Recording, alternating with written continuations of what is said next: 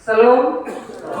Selamat berjumpa bagi kita dalam ibadah peneguhan kedua anak kekasih kita pada sore hari ini, Kakak Arif dan juga Kakak Tasya. Senyum sedikit. Ada masalah toh Kakak Tasya? Punya muka keram terus. Seharusnya ini hari bahagia. Baik Bapak Mama, saudara-saudara yang saya kasihi dalam Tuhan, tema yang akan kita renungkan bersama dalam ibadah sore hari ini yaitu menghadapi pernikahan dengan kekuatan Tuhan. Sekali lagi, menghadapi pernikahan dengan kekuatan Tuhan. Bapak Mama, saudara-saudara yang dikasihi Tuhan Yesus, pernikahan adalah sebuah perjalanan panjang yang akan menghadirkan berbagai macam tantangan seperti layaknya medan perang. Perjalanan ini membutuhkan persiapan mental, persiapan emosional, tetapi juga persiapan spiritual. Dalam bacaan kita pada sore hari ini, Rasul Paulus mengingatkan jemaat Efesus untuk mengenakan perlengkapan senjata Allah dalam menghadapi berbagai tantangan kehidupan. Karena itu Bapak Mama, ada beberapa hal yang akan kita renungkan lewat bacaan firman Tuhan sore hari ini. Yang pertama, mengandalkan kekuatan dari Tuhan. Rasul Paulus memulai dengan ajakan untuk menjadi kuat dalam Tuhan. Sebuah pernikahan yang kokoh harus berakar pada kekuatan Tuhan, bukan hanya mengandalkan kemampuan diri sendiri. Karena ketika kita mengandalkan kemampuan kita sendiri atau kekuatan kita sendiri, maka pasti rumah tangga kita akan gagal. Dalam menghadapi masalah, pergumulan, dan juga tantangan yang mungkin akan muncul, karena itu butuh persiapan. Ada orang yang berpikir bahwa menikah itu biar dia berjalan dengan sendirinya. Tanpa sebuah persiapan yang matang, dia masuk dalam pernikahan. Dan ketika masuk dalam pernikahan itu ada banyak tantangan yang silih berganti datang dalam kehidupannya, membuat dia tidak kuat, bahkan membuat dia menyerah. Karena itu Rasul Paulus menasihati jemaat di Efesus, tetapi juga menasihati kita semua. Bapak Ibu saudara-saudara, pasangan suami istri perlu terus-menerus berpegang pada kekuatan Tuhan. Hubungan yang berpusat pada Tuhan akan memampukan pasangan untuk menghadapi segala situasi dengan iman yang teguh. Karena itu Bapak Mama, saudara-saudara, ada satu ilustrasi yang pernah saya baca yang menceritakan bahwa suami istri itu merupakan dua pohon yang tumbuh berdampingan, di mana mereka saling meletakkan akar dan mulai bersama-sama menyerap sinar matahari dan hujan yang turun.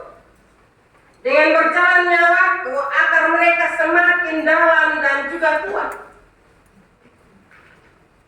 saling menguatkan satu dengan yang lainnya saat badai melanda atau cuaca yang buruk datang menerpa mereka.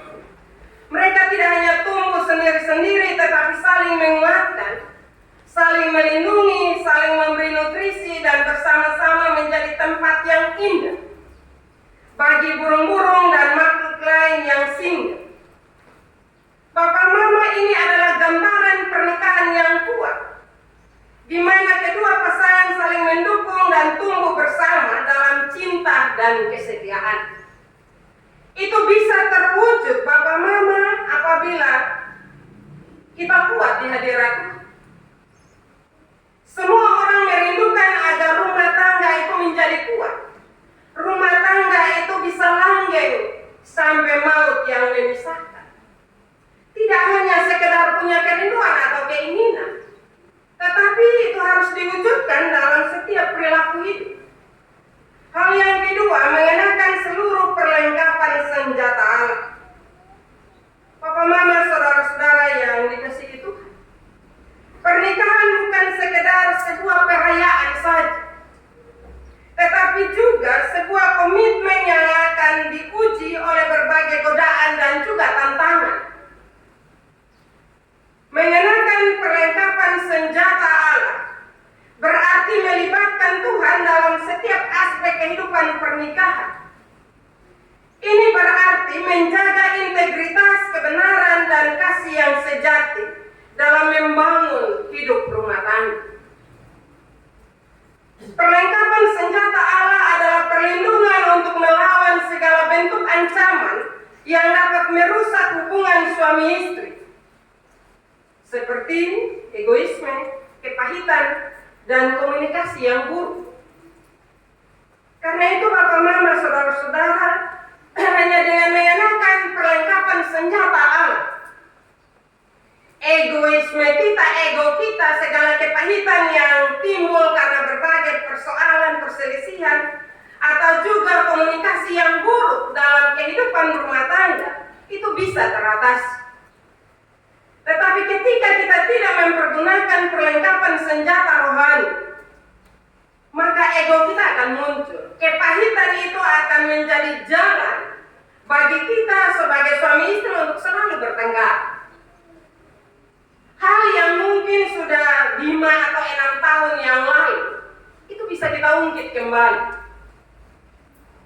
Karena itu Bapak Mama, supaya kepahitan itu tidak ada dalam kehidupan kita, bahkan komunikasi yang buruk itu tidak menguasai dan menggerogoti kehidupan rumah tangga kita, maka belajarlah untuk memperlengkapi diri dengan kebenaran firman Tuhan yang kita dengar tadi. Hal yang ketiga, melawan bukan dengan kekuatan diri. Untuk melawan berbagai tantangan dan cobaan kehidupan dalam menjalani hidup rumah tangga itu, jangan bilang kuat, jangan bilang hebat, tidak. Kita terbatas. Karena itu Bapak Mama, Rasul Paulus mengingatkan bahwa perjuangan datang bukan melawan darah dan daging, tetapi melawan kuasa-kuasa kegelapan. Dalam pernikahan sering kita berpikir bahwa masalah datang dari pasangan kita. Namun firman Tuhan ini mengingatkan kita untuk selalu ingat bahwa di balik setiap konflik ada pergumulan rohani yang harus kita hadapi dalam menjalani akan kehidupan ini. Karena itu Bapak Mama, saudara-saudara, kakak berdua yang dikasihi Tuhan Yesus, yang berbahagia hari ini Bapak Mama, kadang memang setiap persoalan, setiap konflik bisa datang dari diri kita, tetapi juga bisa datang dari luar. Nah, ketika kita tidak menggunakan perlengkapan senjata rohani, maka kita sendiri akan terbawa, kita akan hanyut.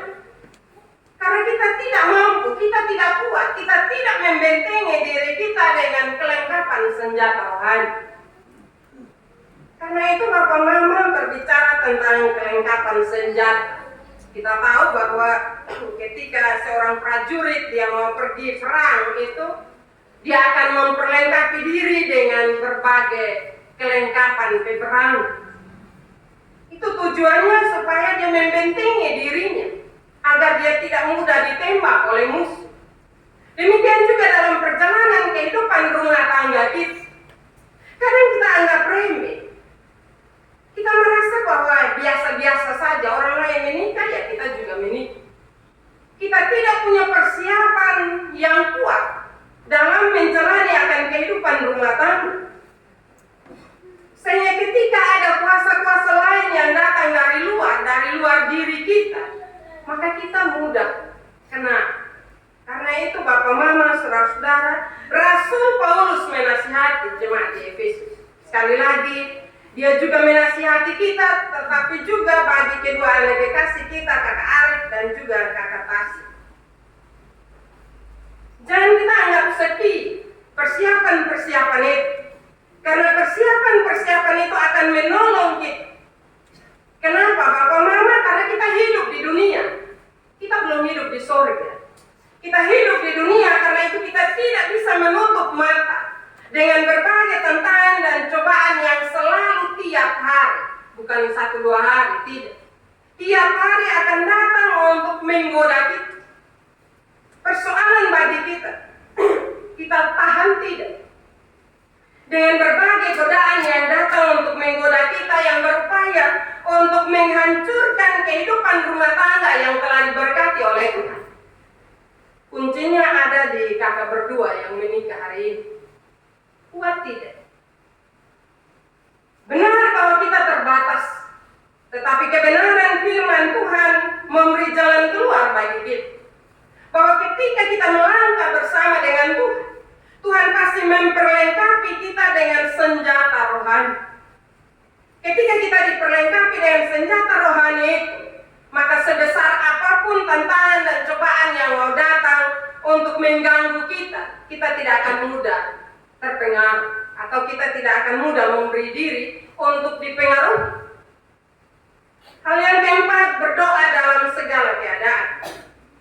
Bapak Mama, tidak ada hubungan yang sempurna dan tidak ada pernikahan yang bebas dari masalah. Namun Rasul Paulus selalu mengajarkan untuk selalu berdoa dalam roh pada setiap kesempatan. Orang Kristen selalu mengatakan bahwa doa itu nafas hidup. Tapi apa benar doa itu nafas hidup bagi kita? Kadang doa itu di saat kita butuh. Tetapi di saat kita merasa tidak butuh, maka doa tidak menjadi penting dalam kehidupan kita. Padahal kebenaran firman Tuhan menolong kita, mengajarkan kepada kita untuk selalu berdoa dalam roh pada setiap kesempatan hidup. Artinya bahwa setiap tarikan nafas kehidupan kita seharusnya itu menjadi sebuah doa. Karena itu jangan anggap remeh doa. Kadang kita sudah terantuk baru kita mulai mengaku dosa ya Bapak Mama. Aduh tadi lupa berdoa. Aduh tadi lupa kasih ingat istri atau lupa kasih ingat suami. Karena itu dalam pernikahan doa menjadi fondasi yang kuat untuk menghadapi setiap tantangan hidup. Dan doa dari pasangan yang saling mendukung dan memperkuat serta menyerahkan segala kekuatannya kepada Tuhan. Harus menjadikan doa sebagai fondasi yang kuat di dalam menjalani akan hidup ini.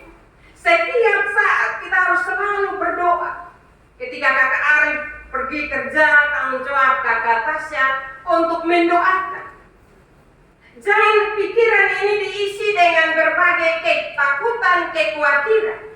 Dia gimana, makan dengan siapa, jalan dengan siapa, dan seterusnya. Dan sebaliknya. Tanggung jawab seorang istri atau seorang suami adalah berdoa di dalam hati. Tuhan, jaga betapun suami supaya dia pulang dengan selamat.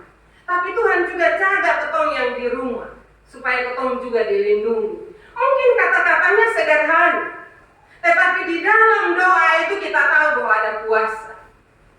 Karena itu Bapak Mama, kenapa saat ini ada begitu banyak rumah tangga yang goncang? Banyak rumah tangga yang sudah diambang perceraian. Karena orang anggap remeh doa. Hanya itu saja, siapa yang bisa juga. Tapi hanya omong.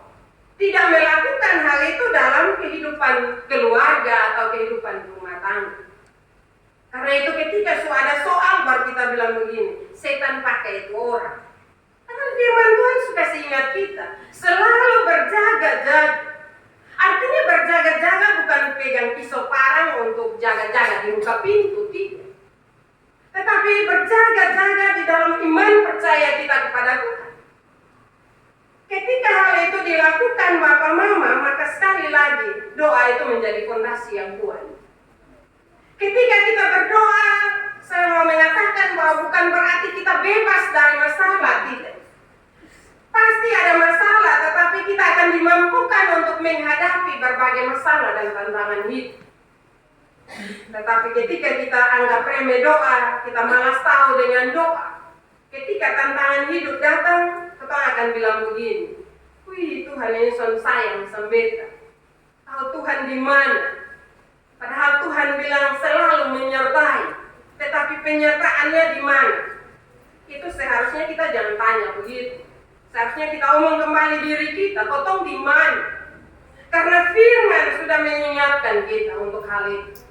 Dan hal yang terakhir, berdiri teguh dan berjaga-jaga. Papa Mama, keteguhan hati dan kewaspadaan sangat penting dalam menjaga pernikahan untuk tetap kokoh.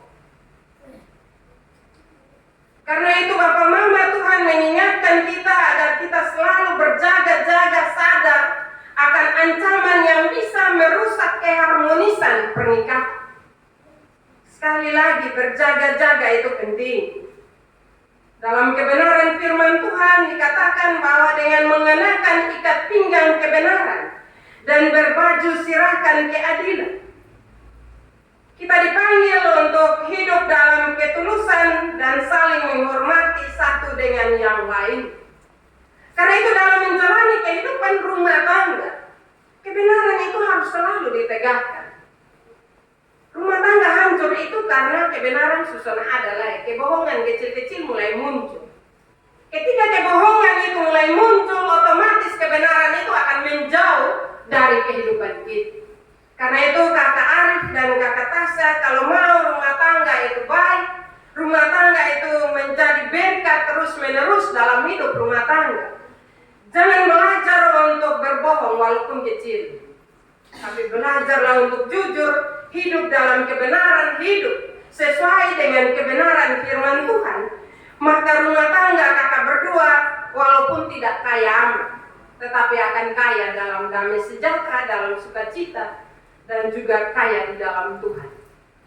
Bapak Mama, saudara-saudara yang saya kasihi dalam Tuhan kita Yesus Kristus, pernikahan adalah perjalanan yang membutuhkan komitmen, pengorbanan, dan kekuatan yang bersumber dari Tuhan. Seperti seorang prajurit yang tidak bisa berperang tanpa senjata yang lengkap, demikian juga dalam kehidupan rumah tangga kita. Rumah tangga kedua anak kekasih kita merupakan tanggung jawab kita semua yang hadir sore hari ini. Tanggung jawab kita tidak saja sekedar kita hadir dan menyaksikan, tapi tanggung jawab iman yang besar adalah mendukung, mendoakan rumah tangga kedua anak kekasih kita supaya tetap lanjut, tetap baik, tetap ada dalam kebenaran firman Tuhan, sehingga hanya maut yang memisahkan. Itu menjadi tanggung jawab kita semua. Ketika rumah tangga kedua anak kekasih kita gagal, maka sebenarnya kita juga gagal. Karena itu supaya kita semua tidak gagal di dalam menjalani akan kehidupan rumah tangga yang diberkati hari ini, berdoalah, dukunglah kakak berdua, kakak Arif dan kakak Tasya di dalam menjalani hidup rumah tangga yang diberkati hari ini.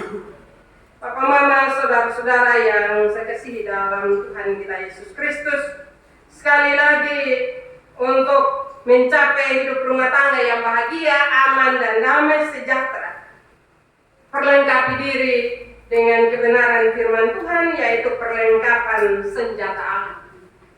Yang dalam firman itu jelas, ikat pinggang kebenaran, baju sirahkan keadilan, kasut kerelaan, perisai iman, ketopong keselamatan, pedang roh, yaitu firman Allah, dan berdoa setiap hari. Apa Mama, saudara-saudara yang dikasihi Tuhan, firman Tuhan itu harus selalu hidup dalam kehidupan kita. Kalau firman mulai kita lupa, firman mulai kita anggap remeh, maka ingat bahwa kita harus waspada benar. Karena disitulah iblis akan mulai menggoda kita. Saya percaya setiap rumah tangga Kristen tidak punya harapan agar rumah tangganya diporak-porandakan oleh berbagai rancangan iblis. Semua orang akan berupaya dengan caranya agar rumah tangganya kokoh. Karena itu kebenaran firman Tuhan memberi jalan keluar bagi kita. Kakak berdua, jangan lupa kebenaran firman Tuhan itu. Pergunakanlah perlengkapan senjata Allah, maka rumah tangga kakak berdua akan terus menjadi berkat dan memuliakan nama Allah. Firman Tuhan memberkati kita pada sore hari ini. Amin.